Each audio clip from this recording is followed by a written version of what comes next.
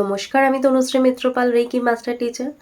আজকে আমি যে বিষয় নিয়ে আলোচনা করতে এলাম সেটা হচ্ছে 16ই আগস্ট 2025 সালে কিন্তু জন্মাষ্টমী।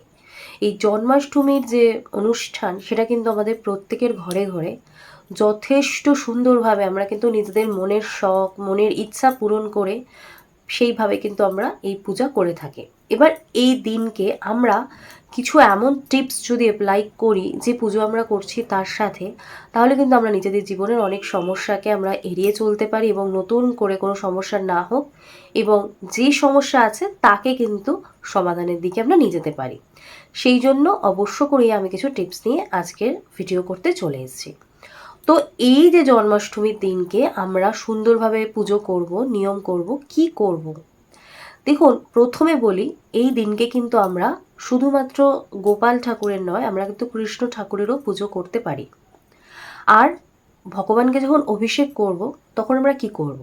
তখন প্রথমে আমরা গঙ্গার জল, তাতে দই, তাতে আমরা কাঁচা দুধ, তাতে ঘি, মধু, তুলসী পাতা, গোলাপের পাপড়ি, সুগন্ধি, সাদা চন্দন দিয়ে আমরা ভগবানকে অভিষেক করব। এবার অভিষেক করানোর পর তাকে সুন্দর করে আগে আমরা আসনে বসাবো, বসিয়ে তারপর তাকে পরিষ্কার করে একটা সুন্দর জামা পরাবো, তাকে মাথার মধ্যে মুকুট দেবো এবং মুকুটের মধ্যে কিন্তু অবশ্য করেই ময়ূরের পালক দিতে হবে। পূজা যখন আপনি করছেন, নৈবেদ্যটা আপনি নিজে হাতে সাজাবেন। আর আপনি যখন পূজা করছেন, আপনাকে বলি, লাড্ডু কিন্তু নাড়ুগোপালের খুব প্রিয় হয়। এই লাড্ডু যদি আপনি পুজোয় দেন ভগবানকে ভোগ হিসেবে, তাহলে বলে রাখি, স্বামী স্ত্রীর সম্পর্কে দেখা যায় অনেক রকম সমস্যা হচ্ছে, সেই সমস্যা কিন্তু আপনি কাটিয়ে উঠতে পারবেন। এদিন আপনি আর একটা কাজ করতে পারেন, সেটা হচ্ছে রূপোর একটা বাঁশি কিনে নিয়ে এসে আপনি সেটা নাড়ুগোপালকে দিতে পারেন। এটা যদি আপনি করেন এই দিনকে, তাহলে কিন্তু যে দেখা যায় যে পরিবারের সদস্যদের মধ্যে ভাব ভালোবাসা নষ্ট হয়ে যায়, মনিবনা হয় না, কেউ কারোর কথা শুনতে চায় না, সেই যে সমস্যাটা সেটা কিন্তু আপনি কাটিয়ে উঠতে পারবেন। এই দিন যদি আপনি বিনা কেনেন, তাহলে দেখা যায় যে বাচ্চারা যারা বাড়িতে পড়াশোনা করছে তাদের পড়াশোনার প্রতি যে মনোযোগ সেটা কিন্তু বাড়ে। আর এই দিনকে যদি আপনি গরু এবং বাছুরের একসাথে রয়েছে এরকম কোনো ছবি যদি আপনি স্থাপন করেন, তাহলে দেখা যায় যে পরিবারের একতা বৃদ্ধি হয়। প্রত্যেক যে কোনো সমস্যা, যে কোনো কিছুতে পরিবারের লোকজন একসাথে থাকতে পারে। আর এই দিন মিছরি এবং মাখন কিন্তু অবশ্য করেই গোপাল ঠাকুরকে দেবেন, সেটা কিন্তু গোপাল ঠাকুরের খুব প্রিয়। এবার আপনি পুজো করলেন আপনার নিজের মনের ইচ্ছা দিয়ে, নিজের ভালোবাসা দিয়ে।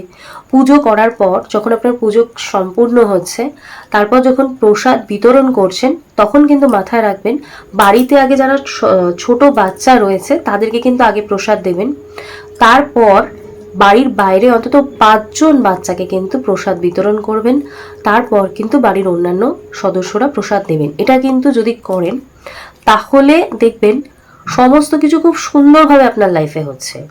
এই জন্মাষ্টমীর দিনকে আমরা যারা পুজো করছি অবশ্য করেই পুজোর নিয়ম পালন করব, কিন্তু তার সাথে যারা আমরা রেকি জানি তারা আমরা কি করব, অবশ্য করে রেকি প্র্যাকটিস করব। তার সাথে সাথে জীবনে দেখবেন অনেকেরই ক্ল্যারিটি থাকে না, অনেকেরই কি করবেন, দেখবেন অনেক সমস্যা, অনেক প্রবলেম হচ্ছে, সেখানে আপনার সবসময় 2 কি 3টে রাস্তা ওপেন থাকছে। আপনার মনের মধ্যে অনেক রকম প্রশ্ন থাকছে যে কোন রাস্তায় গেলে আপনার ফিউচার বা আপনার প্রেজেন্ট লাইফে কোনো প্রবলেম হবে না এবং আপনার পরিবার পরিজনকে নিয়েও আপনি সুন্দর থাকতে পারবেন। সেই সমস্ত সমস্যায় যারা ভুগছেন, যে ডিসিশন নিতে পারছেন না, খুব সমস্যা হচ্ছে, তারা কি করছেন, তারা যখন পুজো করছেন বা বাড়িতে যখন পুজো হচ্ছে, আপনারা এক মনে সেখানে বসুন।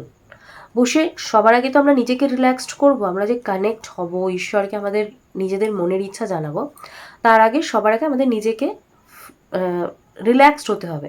তো আপনি রিল্যাক্স মাইন্ডে বসুন। বসে আপনি কি করছেন, আপনি ডিপ ব্রিথ নিচ্ছেন, ব্রিদিং ছাড়ছেন, এইভাবে 3বার করছেন। করার পর আপনি দেখছেন যে আপনি চোখ বন্ধ করছেন, করে আপনি দেখছেন যে আপনি কৃষ্ণ ঠাকুরের সাথে কানেক্ট হচ্ছেন। কিভাবে হচ্ছেন, আপনি দেখছেন যে কৃষ্ণ ঠাকুরের অনাহত চক্র থেকে একটা ইয়েলোইশ কালারের অরা আপনার মধ্যে আসছে এবং আপনি সেই অরার মধ্যে ঢেকে গেছেন এবং আপনি কল্পনা করছেন যে আপনার লাইফে যে এই মুহূর্তে যে ডিসিশনটা আপনি নিতে পারছেন না, সেই ডিসিশনটা আপনি তাকে বলছেন এবং সেই অরার মধ্যে আপনি এমনভাবে কাভার্ড হয়ে যাচ্ছেন এবং আপনার লাইফে যে এত সমস্যা, এত দ্বিধা, এত মানে কনফিউশন, সেই কনফিউশনটা এই লাইট থেকে, ইয়েলো লাইট থেকে লাইটটা আস্তে আস্তে পুরো হোয়াইট হয়ে যাচ্ছে এবং এই হোয়াইট লাইটটা হওয়ার সাথে সাথে আপনি দেখছেন আপনি এক্স্যাক্ট যে আনসারটা আপনার লাইফে সেটা আপনি খুঁজে পাচ্ছেন। এটা আপনি ফিল করছেন যে আমি আনসারটা খুঁজে পাচ্ছি, সমস্যাটা মনে করছেন এবং যে যে আনসারগুলো আপনার ঠিক মনে হচ্ছে, 3টে আনসারকেই ধরুন আপনার মনে হচ্ছে বা 2টো আনসারকে, সেই 3টে বা 2টো আনসার আপনি সেই মুহূর্তে মনে করছেন, আপনি ঈশ্বরকে জানাচ্ছেন। তারপর আপনি 3টে আনসারকে কি 2টো আনসারকে আপনি কনসেন্ট্রেট করছেন, দেখছেন এর মধ্যে যেই আনসারটার মধ্যে আপনার বেশ স্ট্রং মনে হচ্ছে সেটাই আপনাকে বুঝতে হবে যে ঈশ্বরের আনসার। এবং দেখবেন সেই আনসারে যখন আপনি চলছেন, আপনার লাইফের এই যে প্রবলেমগুলো চলছিল সেগুলো আর চলবে না এবং আপনি ঠিক ডিসিশন নিতে পারবেন। তো এই দিনকে অবশ্য করেই এই জিনিসটা করুন। আর যারা রেকি জানেন তারা যখন এই এনার্জিটা রিসিভ করছেন, এক্ষেত্রে আপনাদেরকে বলবো আপনারা যে লেভেলের সিম্বলগুলো জানেন সেই লেভেলের সিম্বলগুলো এখানে দিন, দিয়ে আপনি আনসারটা খুঁজুন। দেখবেন এক্ষেত্রে আপনার আনসারটা যেটা আপনি চুজ করছেন সেটাও ঈশ্বরেরই আনসার, সে আনসারটা আপনি পেয়ে যাবেন। তো এইভাবে এই জিনিসগুলো করুন, দেখবেন এক্ষেত্রে আপনার প্রবলেমের যে প্রবলেমগুলো যেগুলো আপনি ফিল করছেন সেগুলো কিন্তু আর আপনার হবে না এবং আনসার পেতে বা ডিসিশন নিতে কিন্তু অবশ্য করেই হেল্পফুল হবে। তো আজকে আমি আমার আলোচনা এখানেই শেষ করছি। যারা আমার ভিডিও দেখছেন যদি ভালো লাগে তাহলে প্লিজ লাইক করবেন, শেয়ার করবেন, সাবস্ক্রাইব করবেন। আর আমার ভিডিও রোজ আসছে, তাই প্রত্যেক দিন নতুন নতুন ভিডিও দেখার জন্য আমার পাশে থাকুন।